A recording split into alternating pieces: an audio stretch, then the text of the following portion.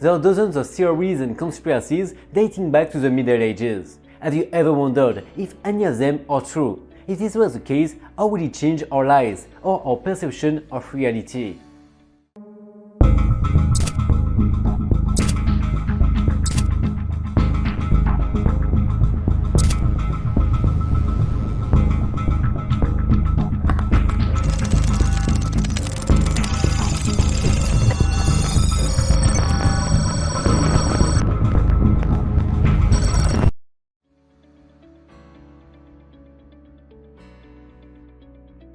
For centuries, the rumor ran through the church that a mysterious woman had infiltrated its ranks, assuming the guise of a monk and rising to the highest level of authority. Little did they know that she was planning a daring act that would shock the world. In the middle of a procession, the mysterious woman revealed her true identity by giving birth before the stunt assembly. The scandal was immediately met with outrage and the woman was quickly stoned to death for her deception. It is said that the CDS staircase area was made, a chair with a mysterious hole in its seat. Every newly elected pope had to take a seat for another to examine his male attributes and give the confirmation of Dios habet et pene pendentes. That is, he has two and they hang well. But whether the chair was used for such a purpose or not remains shrouded in mystery, and its origin and story may even predate the legend of Pope Joan.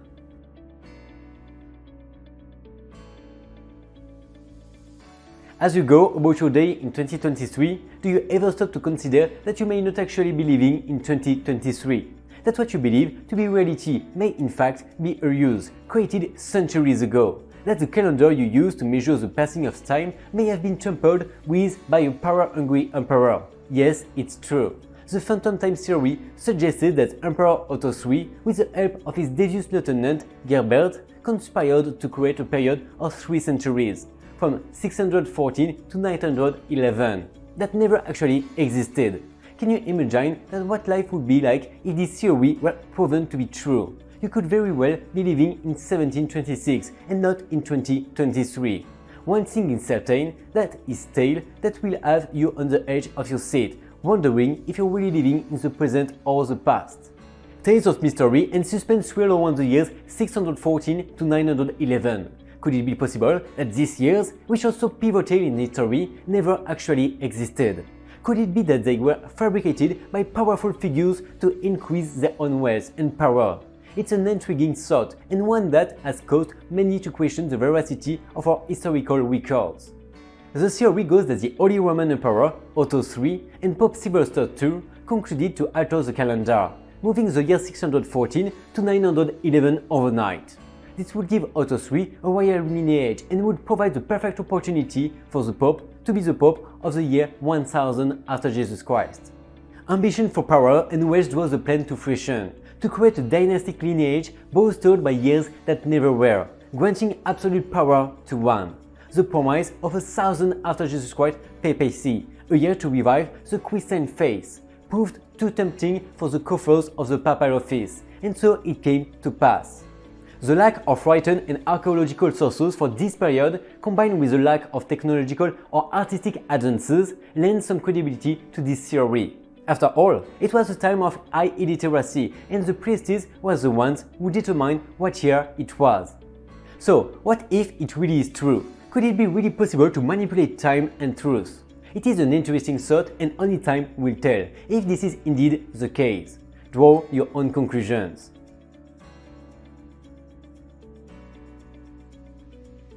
For centuries, there has been a mysterious map that has sparked much debate and speculation.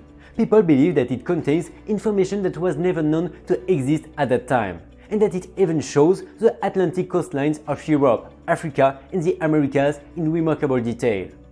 But that's not all. The map also depicts the Andes mountain range, which was not discovered by the Spanish conquistadors until 1513, hundreds of years after the creation of the map. Even more astonishingly, it shows the coastline of Antarctica, which will not be discovered until the 19th century. Even more mysterious is the fact that the map depicts the Antarctic coastline as it looked 14 million years ago, long before the continent was covered in ice. What could this mean? How did this map come to be? What secrets does it hold? these questions remain unanswered and the mystery continues to captivate the minds of many.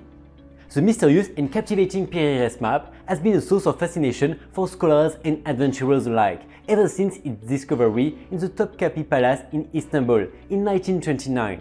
This remarkable piece of history was created by the legendary Turkish admiral and cartographer Agi Ahmed Muhyiddin Pir, otherwise known as Piri Reis.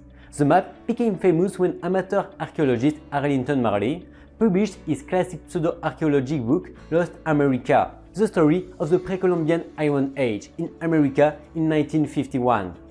After studying the Piri Reis map, Arlington Mallory was astonished to discover it shows the coastline of Queen Maud Land in Antarctica, as it should appear without the ice sheet currently covering it.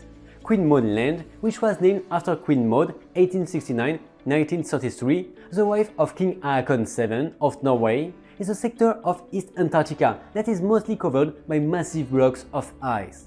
The Piri Reis map has thus continued to captivate and mystify scholars and adventurers alike with its incredible accuracy, detailed depiction of the lands of Antarctica, and its tantalizing hints of a lost civilization. The suspenseful truth of the Piri Reis map was slowly uncovered as more and more evidence mounted up, with each new revelation more baffling than the last. Could it be true that the map contained details of an Antarctica before it was discovered, and before it was covered with ice? Could it be that the map had been compiled from sources dating back to an era long forgotten? The only way to answer this question was to find out who compiled such an accurate map and why. The answer of this question came in the form of Charles Hapgood, a professor of the history of science who believed that the map must have been photographed from great heights in order to contain the details of Antarctica. He went even further, claiming that the Piri Reis map shows the territory of Antarctica hundreds of years before it was discovered in 1818.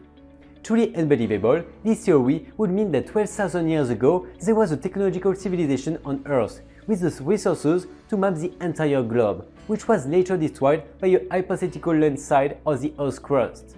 How could this be possible? No artifacts or buildings remain of such a civilization, but the maps, so incredibly accurate, suggest that there was a significant technological breakthrough and that it has been lost. Could it be that we have more than 10,000 years of technological advancement than we have today?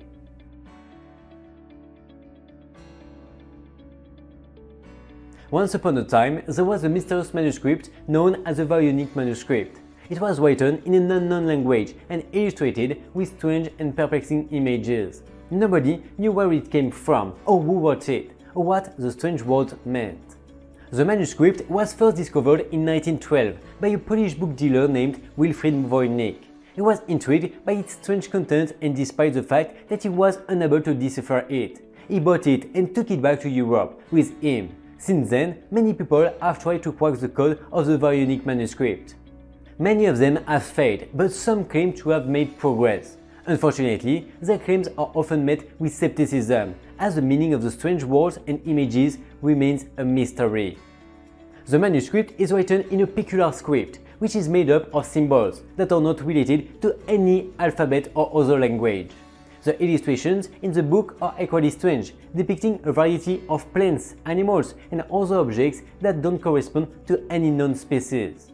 The Voynich manuscript is one of the greatest and most perplexing mysteries of all time. Even after centuries of study, nobody knows what it means. Some believe it is a coded message, while others think it may be a lost language. Whatever it is, it continues to fascinate and intrigue scholars around the world.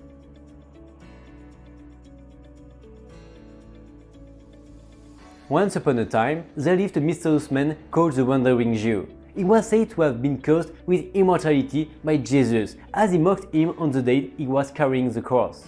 The story goes that when Jesus asked the Jew for a rest, he denied him, saying, "Go on, go faster."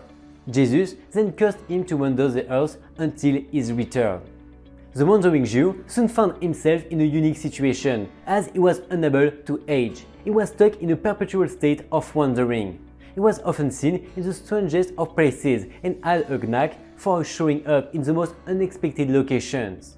He was a strange sight to behold. With his long white beard and white brim hat, he looked like a character out of a fairy tale.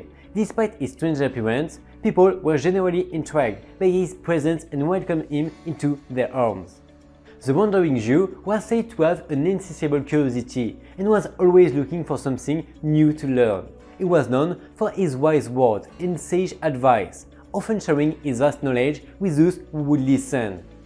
Despite his eternal life, the Wandering Jew still felt a deep longing for companionship and a place to call home. He was never able to find a place to rest, as he was always on the move, searching for something that would satisfy his never-ending curiosity. So if you ever find yourself in need of a wise and kindly companion, look no further than the Wandering Jew. He may not be able to stay in one place for too long, but his wisdom and insight will live on forever. Like always, thanks for watching. You can find me every day on the shorts, and for the long versions, see you next Friday on this same channel.